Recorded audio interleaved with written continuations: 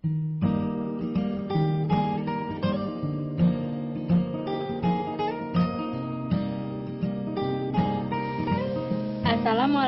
warahmatullahi wabarakatuh. Selamat pagi semua. Bagaimana kabarnya hari ini? Semoga kita semua selalu dalam keadaan sehat walafiat. Amin ya rabbal alamin. Hari ini saya bersama dengan rekan saya, Amar Zain, akan membawakan materi tentang dampak perubahan lingkungan bagi kehidupan. Apa sih yang terbayang tentang materi tersebut? Yuk, mari simak penjelasan dari kami. Yuk, klik tombol start-nya. Melalui kegiatan pembelajaran dengan pendekatan saintifik, menggunakan metode diskusi dan eksperimen, serta model problem-based learning, siswa diharapkan untuk mampu menjelaskan konsep perubahan lingkungan, mendeskripsikan jenis-jenis polutan, menganalisis penyebab dan dampak akibat perubahan lingkungan, dan terakhir, memecahkan upaya pencegahan perubahan lingkungan, sehingga siswa dapat membangun kesadaran akan kebesaran Tuhan Yang Maha Esa, menumbuhkan perilaku disiplin, jujur, aktif, responsif, santun, bertanggung jawab, dan penuh rasa ingin tahu.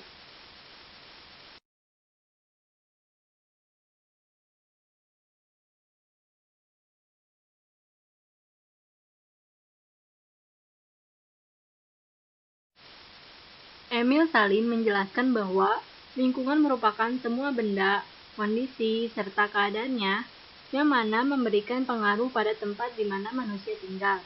Begitu pula dengan sebaliknya, lingkungan mempengaruhi berbagai aspek kehidupan makhluk hidup, seperti manusia, hewan, maupun tumbuhan. Lantas, bagaimanakah dengan lingkungan hidup? Lingkungan hidup merupakan komponen penting yang menyediakan berbagai kebutuhan untuk manusia. Pada awal peradaban, mula-mula manusia hanya memanfaatkan alam untuk memenuhi kebutuhannya. Kekayaan alam yang masih melimpah, tingkat pengetahuan, dan konsumsi yang masih rendah, mampu untuk menyediakan kebutuhan dasar untuk hidup. Peradaban manusia terus berkembang, jumlah penduduk makin banyak, tingkat kebutuhan makin beragam, perkembangan budaya manusia semakin kompleks, dan lingkungan tidak lagi mampu untuk memenuhi kebutuhan manusia. Terjadilah berbagai bentuk pergeseran cara hidup manusia. Manusia tidak lagi hanya sekadar mengandalkan alam. Lebih dari itu, mulai menggunakan ilmu dan teknologi untuk memanfaatkan pengelolaan lingkungan hidup. Banyak sekali upaya yang sudah dilakukan manusia untuk memanfaatkan dan mengelola lingkungan hidup melalui sentuhan ilmu pengetahuan dan teknologi. Semua itu dilakukan agar manusia dapat menikmati hidup, tidak lagi sekedar melakukan hidup. Kondisi ini semakin mendorong manusia untuk terus melakukan eksploitasi yang tanpa batas. Eksploitasi, aktivitas hidup, dan proses produksi lainnya memberikan hasil samping yang terbuang pada media lingkungan yang sering dinamakan limbah. Pengelolaan limbah kadang kurang mendapatkan perhatian yang serius. Akibatnya, semakin memperparah keseimbangan lingkungan yang sebelumnya terjaga. Lingkungan tidak lagi berfungsi sesuai dengan peruntukannya. Lingkungan disadari bahwa manusia tidak hanya disediakan untuk manusia, makhluk hidup yang lainnya terabaikan.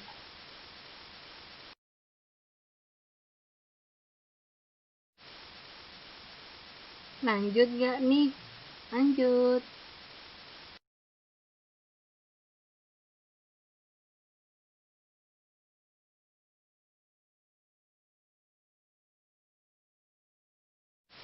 Selanjutnya, adakah yang tahu apa yang terjadi dengan gambar pertama? Ya, itu adalah pencemaran air. Bagaimana dengan gambar yang kedua? Tepat sekali, itu adalah pencemaran udara. Kalau gambar yang ketiga, yap, itu pencemaran tanah.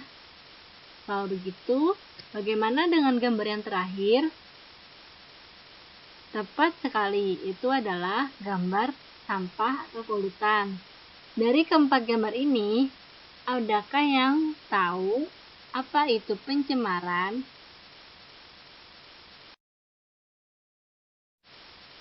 Pencemaran adalah proses masuknya polutan ke dalam suatu lingkungan, sehingga menurunkan mutu lingkungan. Berdasarkan objeknya, pencemaran dibedakan menjadi pencemaran udara, pencemaran tanah, dan pencemaran air. Seperti yang dapat kita lihat pada slide sebelumnya, terdapat tumpukan sampah. Nah, tumpukan sampah ini dinamakan sebagai polutan. Kenapa dinamakan sebagai polutan? Tak hanya sampah, tetapi benda-benda lain juga dapat dikelompokkan menjadi polutan. Karena polutan adalah zat yang dapat menyebabkan perubahan pada lingkungan. Ada syarat-syarat benda itu dikatakan menjadi polutan apabila jumlahnya melebihi jumlah normal, berada pada waktu yang tidak tepat, dan berada pada tempat yang tidak tepat.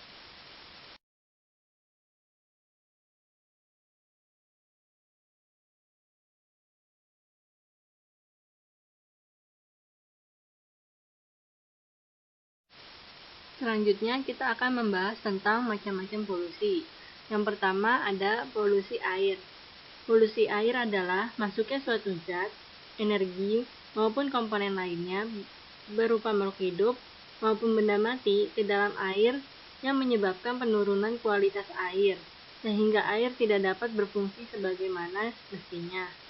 Berdasarkan bahan pencemarannya dapat dibedakan atas bahan pencemaran fisik, yaitu sampah, lumpur, dan pasir. Bahan pencemaran kimia, yaitu zat organik, lemak, minyak, deterjen, anorganik, logam berat, asam, basa, dan garam. Dan yang terakhir adalah bahan biologi, seperti mikroorganisme patogen.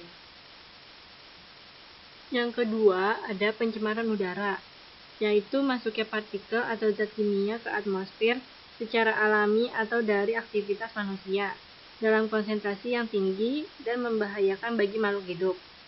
Pencemaran udara alami dapat disebabkan oleh debu, cebuk sari, kebakaran hutan, badai, dan lain-lain. Sedangkan untuk pencemaran udara buatan disebabkan oleh aktivitas manusia menggunakan bahan bakar fosil, industri, dan lain sebagainya. Yang terakhir ada pencemaran tanah. Pencemaran tanah dapat disebabkan oleh masuknya polutan seperti sampah-sampah plastik yang sukar hancur, botol, karet, sintesis, pecahan kaca, dan kaleng. Yang kedua adalah deterjen yang bersifat non-biodegradable secara alami dan sulit untuk diuraikan. Yang ketiga adalah zat kimia dari buangan pertanian seperti insektisida.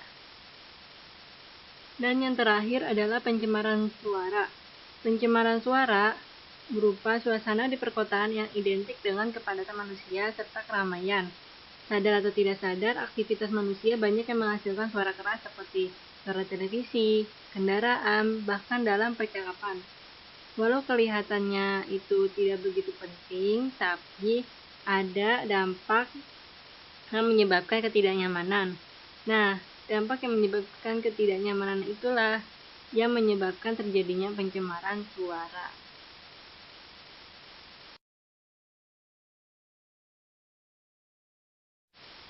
Ada beberapa macam-macam penyebab pencemaran air. Di antaranya adalah eutrofikasi. Eutrofikasi merupakan masalah lingkungan hidup yang diakibatkan oleh limbah fosfat PO3-, khususnya dalam ekosistem air tawar. Definisi dasarnya adalah pencemaran air yang disebabkan oleh munculnya nutrien yang berlebihan ke dalam ekosistem air. Air dikatakan eutrofik jika konsentrasi total fosforus dalam air berada pada rentang 35 hingga 100. Eutrofikasi bisa dikenali dengan warna air yang menjadi kehijauan, memiliki bau tak sedap, dan kekeruhan yang menjadi semakin meningkat. Yang kedua adalah pencemaran air akibat limbah logam berat. Pembuangan limbah industri seperti PB, Hg, Zn, dan CO terakumulasi dalam tubuh makhluk hidup dan bersifat racun. Dapat menyebabkan beberapa tragedi seperti Contohnya adalah tragedi Minamata yang disebabkan karena tingginya kadar Hg atau raksa yang terakumulasi dalam organisme puncak rantai makanan. Dan yang ketiga adalah pencemaran air akibat tumpahan minyak. Biasanya ini terjadi karena adanya tumpahan minyak bumi yang diakibatkan oleh kecelakaan kapal tanker pembawa minyak.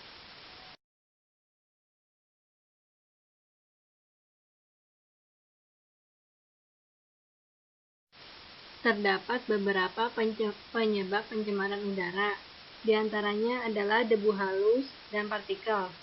Partikel berbentuk padat atau cair tersuspensi di udara. Partikel dan debu tersebut terdiri atas debu, partikel karbon, partikel timbal, asbes, tetesan senyawa belerang. Material-material tersebut merupakan racun yang bersifat karsinogenik dan dapat menyebabkan infeksi pada bagian paru-paru.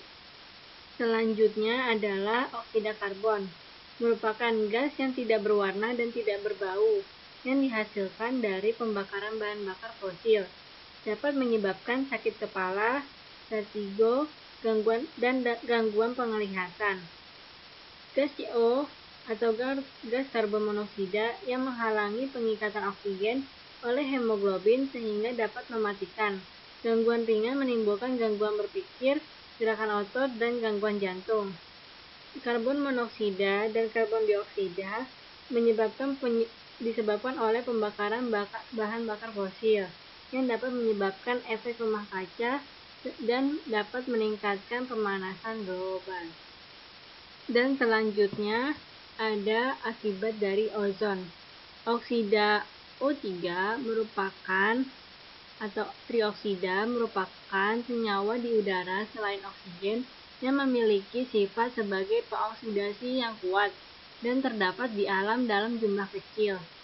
Ozon melindungi bumi dari radiasi UVB, yaitu penyerap radiasi sinar matahari dengan kuat di daerah panjang gelombang 240 hingga 320. Dampak ozon bagi kesehatan adalah pada konsentrasi 0,3 ppm selama 3 jam menyebabkan iritasi pada mata, 0,3 sampai 1 ppm selama 3 menit, 2 jam, dapat memberikan reaksi seperti tercekik, batuk, dan keseleo. 1,5 hingga 2 ppm selama 2 jam dapat mengakibatkan sakit dada, batuk-batuk, sakit kepala, kehilangan koordinasi, dan gerak pada tubuh.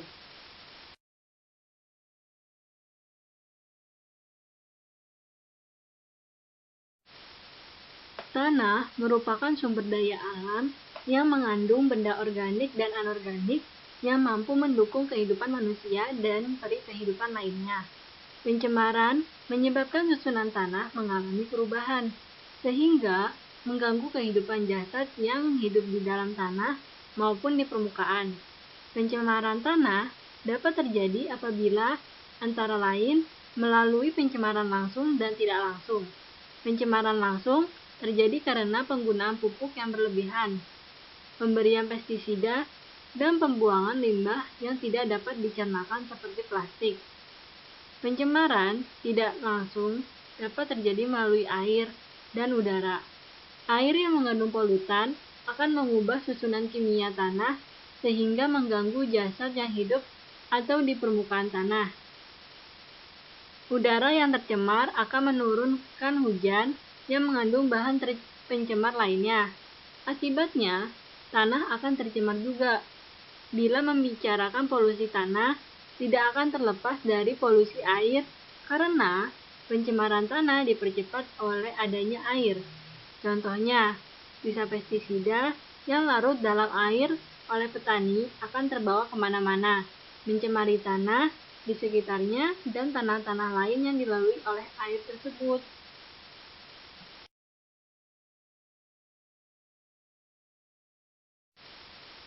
Cara pencegahan dan penanggulangan pencemaran tanah antara lain sebagai berikut. Pada gambar kiri atas, ada yang bisa menebak itu apa? Itu adalah ekstrak daun sirsak sebagai pengganti pestisida. Sebagaimana yang kita tahu bahwa pestisida buatan dapat mencemari tanah. Pada gambar kanan atas, yang dapat kita lakukan untuk mengurangi pencemaran tanah adalah mulai beralih ke pupuk alami, seperti pupuk kompos. Pada gambar kiri bawah, sudah seharusnya kita sebagai manusia berpikir kreatif, ya kan? Plastik yang merupakan sampah sulit terurai lebih baik dipergunakan kembali dan diolah menjadi produk kerajinan kreatif untuk mengurangi limbah plastik di bumi. Pada gambar kanan bawah, ada yang tahu itu sedang apa? Ya, membuang sampah pada tempatnya. Di Indonesia sendiri, terdapat 3 warna tempat sampah yang berbeda, yakni merah, kuning, dan hijau. Tiap warna memiliki arti yang berbeda. Berikut adalah arti 3 warna tersebut. Warna hijau berarti tempat sampah itu untuk benda yang mudah terurai, seperti sisa makanan dan benda dari kebun. Beberapa contoh benda yang seharusnya dibuang ke tempat sampah berwarna hijau adalah rumput, daun, bunga, ranting pohon yang diameternya tidak lebih dari 10 cm, tisu, dan berbagai sisa makanan seperti sisa sayur, buah, daging, ikan, dan lain-lain. Warna kuning adalah tempat sampah untuk benda yang bisa didaur ulang. Beberapa benda yang seharusnya dibuang dalam tempat sampah warna kuning ini adalah kertas, kardus, karton, bekas minuman, kaleng bekas, botol bekas, dan termasuk botol kaca dan plastik, serta kertas aluminium. Dan yang terakhir adalah warna merah. Warna merah adalah tempat sampah yang tidak termasuk dalam tempat sampah warna hijau dan kuning. Beberapa benda yang termasuk dalam tempat sampah warna merah adalah styrofoam, kemasan bekas, tali, selang, popok, barang pecah belah yang sudah rusak, sebaiknya dibungkus koran terlebih dahulu, dan pakaian bekas yang sudah tidak layak untuk dipakai. Pemilihan sampah ini akan memudahkan proses daur ulang atau proses menjadi pupuk kompos. Jadi, mulai sekarang, mari kita budayakan memilah sampah terlebih dahulu sebelum membuangnya. Oke?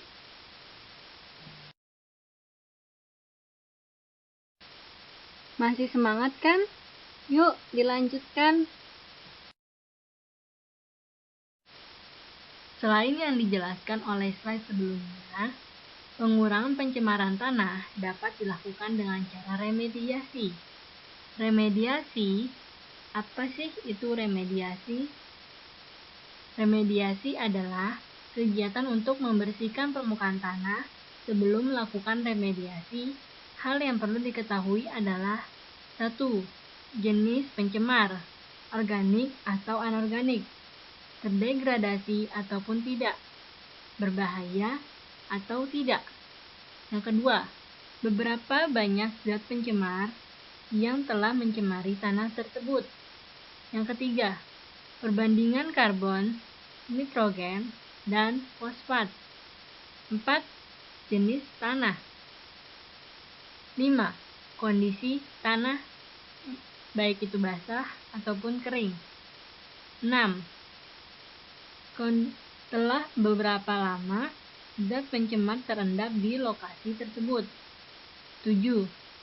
Kondisi pencemaran sangat penting untuk dibersihkan segera atau bisa ditunda.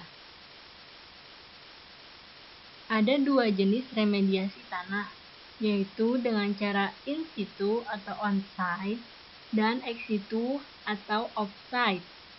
Pembersihan on-site adalah pembersihan di lokasi. Pembersihan ini lebih mudah dan lebih murah. Terdiri dari pembersihan, venting atau injeksi, dan bioremediasi. Pembersihan off-site meliputi penggalian tanah yang tercemar dan kemudian dibawa ke daerah yang lebih aman. Setelah itu, tanah tersebut dibersihkan dari zat-zat pencemar. Caranya, tanah tersebut disimpan di bak atau di tangki yang kedap, kemudian zat pembersih dipompakan ke bak atau tangki tersebut. Selanjutnya, zat pencemar dipompakan keluar dari bak yang kemudian diolah dengan instalasi pengolahan air limbah. Pembersihan off-site itu jauh lebih mahal dan lebih rumit. Tadi kita membahas tentang bioremediasi sedikit. Bioremediasi itu apa ya? Bioremediasi merupakan proses pembersihan pencemaran tanah dengan menggunakan mikroorganisme, yakni jamur ataupun bakteri. Bioremediasi memiliki tujuan untuk memecah atau mendegradasi zat pencemar menjadi bahan yang kurang beracun atau tidak beracun, yakni karbon dioksida dan air. Proses bioremediasi harus memperhatikan temperatur tanah, ketersediaan air, nutrien seperti NPK dan perbandingan antara karbon serta nitrogen yang kurang dari 30:1 dan ketersediaan oksigen.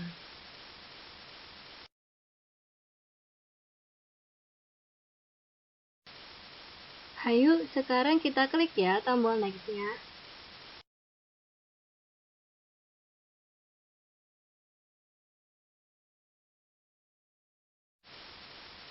Berikut gambar dari bioremediasi yang menggunakan tumbuhan sebagai remediasi cemaran minyak bumi.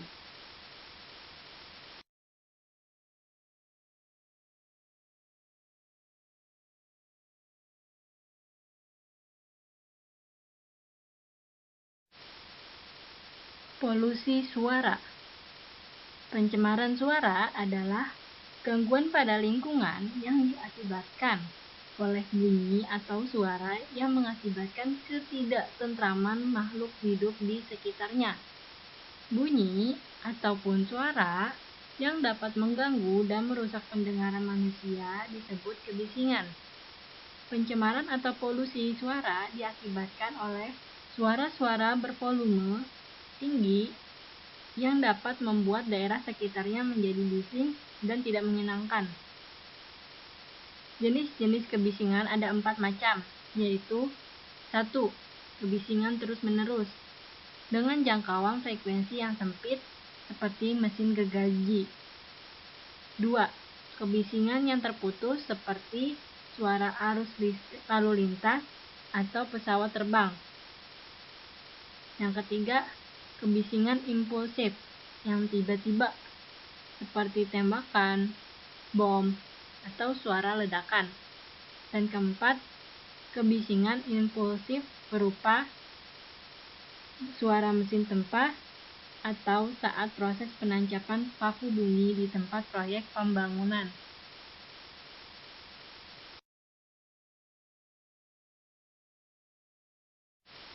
Dampak pencemaran suara atau kebisingan. Suara-suara bising ini dapat menyebabkan terganggunya pendengaran manusia. Selain itu, lama-kelamaan suara bising ini dapat menimbulkan berbagai keluhan pada tubuh kita seperti pusing, mual, jantung berdebar-debar, sulit tidur, badan kaku, dan naiknya tekanan darah. Apakah kamu pernah mengalaminya? Dampak pencemaran suara terhadap mamalia laut. Mamalia laut seperti lumba-lumba dan paus tinggal di lingkungan di mana tidak terdapat cahaya, yaitu di kedalaman yang jauh dari permukaan. Pada kedalaman lebih dari 200 meter, cahaya tidak lagi menembus laut. Dengan keadaan ini, maka mamalia laut mengandalkan suara dibandingkan cahaya sebagai alat utama dalam berkomunikasi serta untuk lebih berhati-hati dari keadaan lingkungan sekitarnya. Kebisingan di laut dapat disebabkan oleh sumber alami seperti aktivitas tektonik, gunung api, dan gempa bumi, angin, dan gelombang. Lalu lintas kapal seperti kapal-kapal tanker besar yang beroperasi mengangkut minyak yang biasanya atau umumnya mengeluarkan suara dengan level 190 desibel. Dan untuk ukuran kapal yang lebih kecil, biasanya menimbulkan gelombang suara sekitar 160 sampai 170 desibel.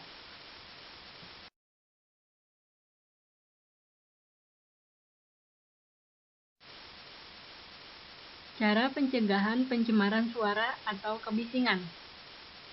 Kelompokkan ruangan dengan potensi keramaian agar tidak mengganggu ruangan yang membutuhkan ketenangan. 1. Jauhkan ruangan yang membutuhkan ketenangan dari sumber kebisingan, terutama jalan. Yang kedua, gunakan material yang padat, tebal, dan masif untuk menyerap suara, parket, busa yang dilapis oleh kain, dan gipsum. Yang ketiga, buat ruangan dengan pembatas ganda, dinding, langit-langit, dan lantai ganda. 4. Kurangi penempatan bukaan pada daerah muka bangunan yang berhadapan dengan jalan yang ramai. 5. Buat permukaan yang tidak rata untuk menyebarkan suara. Dan yang terakhir, buat pagar atau pembatas jalan yang dapat menyerap atau mencegah noise masuk ke dalam bangunan, seperti pagar tembok masif, pagar bukit, dan tanaman.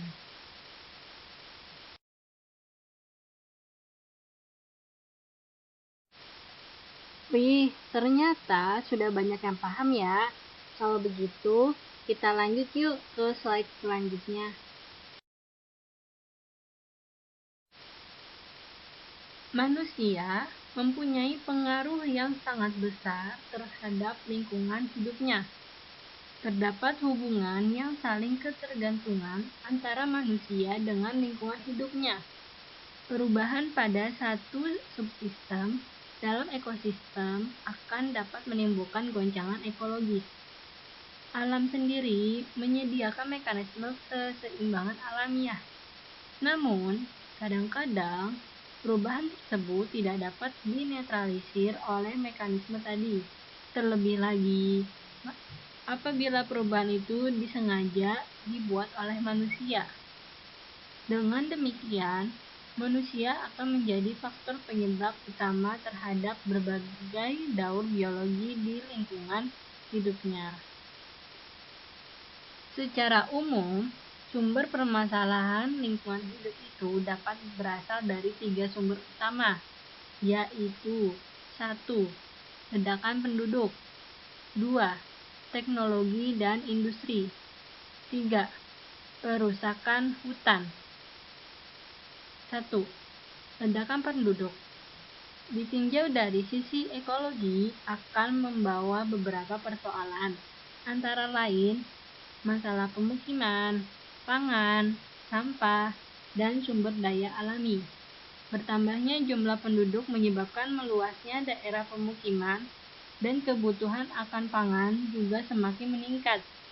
Sampah menimbulkan persoalan melalui berbagai mekanisme antara lain gangguan penyumbatan aliran air dan timbulnya bau busuk yang dapat menimbulkan masalah kesehatan dan keindahan. 2. Teknologi dan industri. Di suatu pihak membawa manfaat bagi kesejahteraan manusia. Di lain pihak dapat membawa bencana bagi kehidupan manusia dan makhluk hidup melalui limbah yang dikeluarkannya. Ketiga, dapat menimbulkan berbagai dampak karena hutan sebagai tempat kehidupan berbagai hewan dan tumbuhan, sumber plasma nutfah, dan cadangan air alamiah yang apabila mendapatkan kerusakan akan terjadi kerusakan mata rantai bencana bagi manusia sendiri. Perubahan komponen ekosistem yang diikuti penyederhanaan dan kepunahan keanekaragaman hayati, humus, larut, erosi, banjir, dan kekeringan karena habisnya sumber dan cadangan air.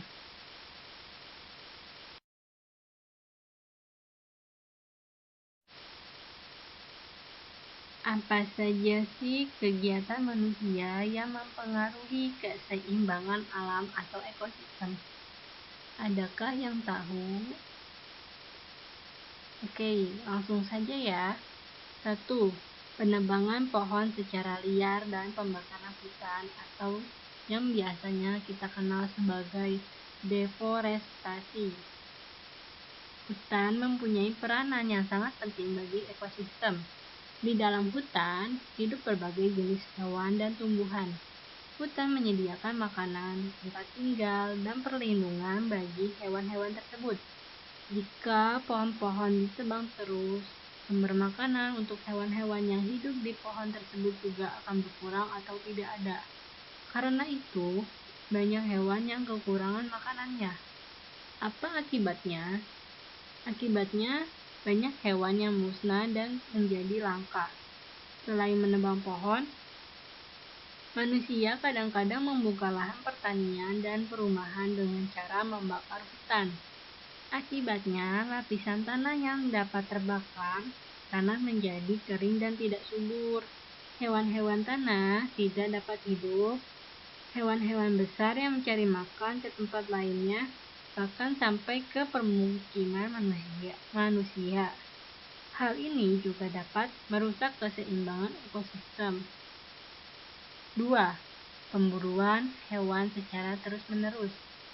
Hewan liar diburu di berbagai tempat. Jumlah yang diburu pun sangatlah banyak. Pemburu bukan hanya tidak mempunyai izin berburu, tapi juga melakukan perburuan di kawasan konservasi termasuk taman nasional. Pemburuan komersial yang tidak dapat terkendali merupakan masalah yang gawat untuk jenis tertentu. Banyak hewan buruan yang sangat disukai di Indonesia, misalnya babi rusa, anoa, uau raja, walabi saham, rusa Jawa, kasuari, mural sanca batik, burung rangkong, berbagai burung hias diantaranya seperti kakak tua raja, kapodang, ceurik Bali, beo, perkutut Jawa, ayam hutan, ikan arwana juga menjadi ikan yang dapat diburu. Hewan-hewan tersebut menjadi langka. Manusia ada yang berburu hewan hanya untuk bersenang-senang, ada juga yang memanfaatkannya sebagai bahan makanan, hiasan, ataupun pakaian. Tahukah kamu hewan-hewan langka lainnya? Ketiga, penggunaan pupuk dan DDT yang berlebihan. Para petani biasanya melakukan beberapa cara agar hasil pertaniannya tetap baik dan banyak. Cara-cara yang dilakukan oleh para petani itu diantaranya dengan memupukan dan memberantas hama. Pupuk tanaman yang digunakan para petani ada 2 macam, yaitu pupuk alami dan pupuk buatan. Pupuk alami adalah pupuk yang dibuat dari bahan-bahan alamiah, seperti dari kotoran hewan atau dari daun-daun yang telah membusuk. Pupuk alami dikenal dengan sebutan pupuk kandang ataupun pupuk kompos. Pupuk buatan adalah pupuk yang dibuat dari bahan kimia.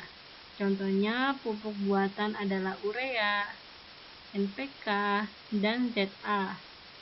Penggunaan pupuk buatan harus sesuai dengan aturan pemakaian karena dapat mempengaruhi ekosistem.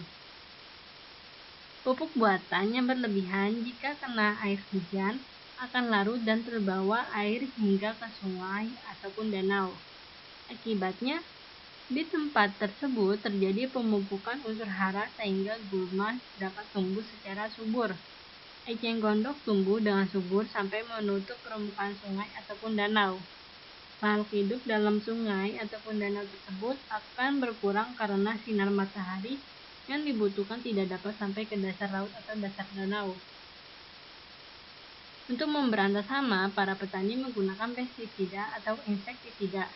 Contoh penggunaan insektisida adalah merusak ekosistem adalah menggunakan tidak tepat dalam waktu jumlah yang berlebihan. Jenis insektisidanya juga tidak sesuai.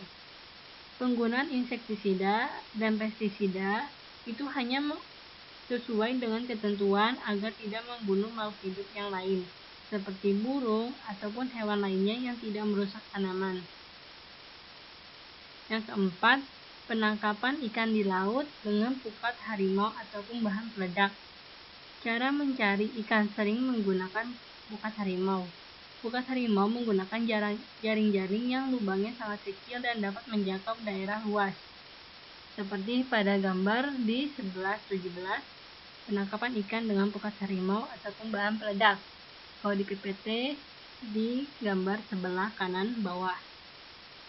Bahkan ada juga yang menggunakan bahan peledak untuk menangkap ikan. Bahan peledak menyebabkan ikan-ikan baik yang besar maupun yang kecil itu mati. Jika ikan-ikan kecil turut mati, jumlah ikan pada masa mendatang akan berkurang. Selain penangkapan ikan, kegiatan manusia yang dapat menyebabkan kerusakan yaitu pengambilan terumbu karang secara besar-besaran. Terumbu karang berfungsi untuk menahan terjangan ombak laut. Selain itu, terumbu karang merupakan tempat hidup bagi hewan laut. Manusia mengambil terumbu karang untuk dijadikan hiasan. Akibatnya, hewan-hewan laut kehilangan tempat hidupnya. Ombak laut juga langsung menerjang pantai sehingga dapat menyebabkan abrasi. Abrasi dapat menyebabkan kerusakan laut dan pantai.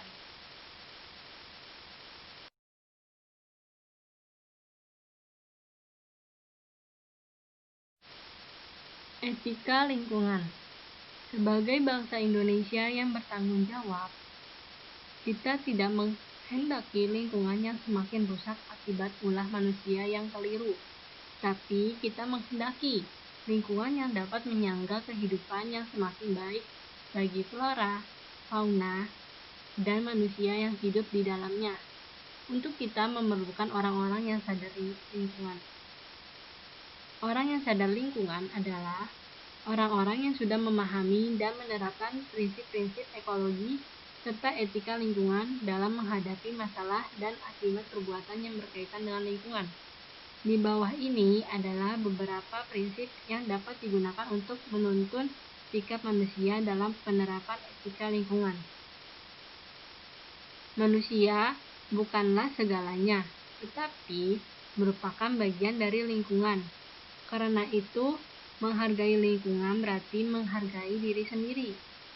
Lingkungan juga disediakan bukan hanya untuk manusia, tetapi untuk semua makhluk hidup. Manusia harus menjadi anggota lingkungan yang baik dan konsekuen terhadap lingkungannya. Sumber daya alam adalah sangat terbatas. Karena itu, perlu kita hemat. Manusia sebagai anggota lingkungan harus melaksanakan kewajibannya dalam menjaga kelestarian, kestabilan, dan keindahan alam karena hal ini berarti menjaga kelangsungan hidup manusia itu sendiri. Mengusahakan bahan yang digunakan dapat didaur ulang, berusaha untuk selalu tetap menjaga keseimbangan lingkungan. Negara perlu mengatur kelestarian lingkungan dalam suatu undang-undang, dan untuk itu telah dibuat Undang-Undang Republik Indonesia tahun 1990 tentang konservasi sumber daya alam hayati dan ekosistemnya. Meskipun sudah dibuat prinsip dan peraturannya, tetapi pelaksanaannya tergantung pada kita.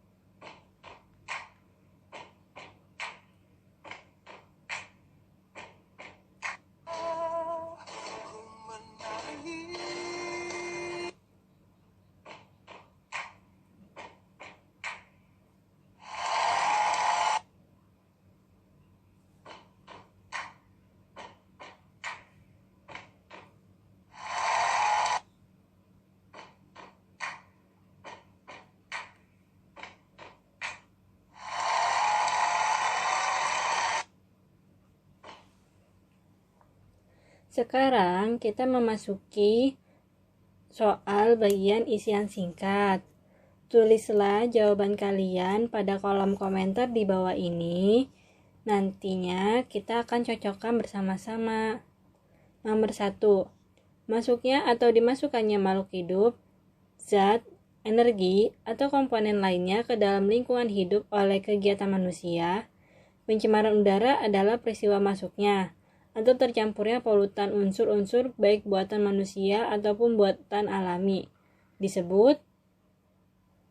Nomor 2. Kehadiran satu atau lebih substansi fisik, kimia, atau biologi di atmosfer dalam jumlah yang dapat membahayakan kesehatan manusia, hewan, dan tumbuhan, mengganggu estetika dan kenyamanan, atau merusak properti, merupakan pengertian dari pencemaran. Penanaman kembali hutan yang ditebang guna meningkatkan kualitas hidup manusia dan menyerap polusi dan debu dari udara. Membangun kembali habitat dan ekosistem alam, mencegah pemanasan global dengan menangkap karbon dioksida yang dari udara, serta dimanfaatkan hasilnya merupakan upaya dari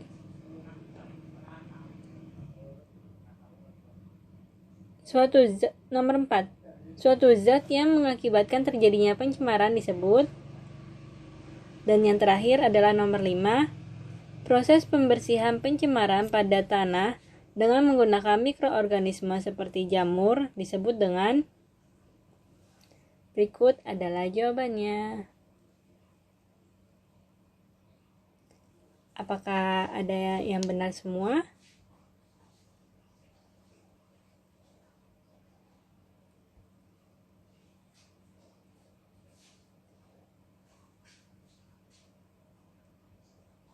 Sekian dari kelompok 2.